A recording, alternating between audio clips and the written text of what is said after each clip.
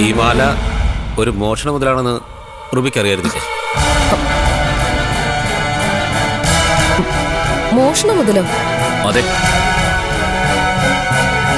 എന്റെ ചേച്ചിയുടെ മാലയത്.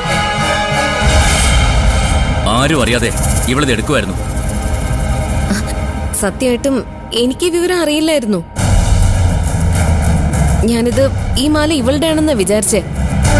ചോദിച്ചപ്പോഴും അത് തന്നെ ഇവള് പറഞ്ഞത്. റൂബി ഒരു പോലീസ് ഓഫീസർ അല്ലേ? ഈ സമയത്ത് എന്താ ഞാൻ ചെയ്യേണ്ടത്? ഞാനൊരു പരാതി എഴുതി കൊടുക്കട്ടെ? കൊടുത്താലേ രണ്ടുപേരും തോക്കും. നാളത്തെ പത്രത്തില് വാർത്തയും വരും. മാല മോഷണം, പോലീസ് ഉദ്യോഗസ്ഥയും അഭിഭാഷകയും പിടിയിൽ.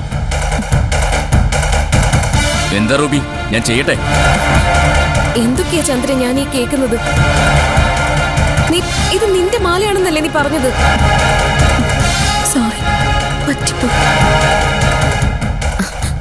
സർ, പരാതി ഒന്നും കൊടുക്കരുത്.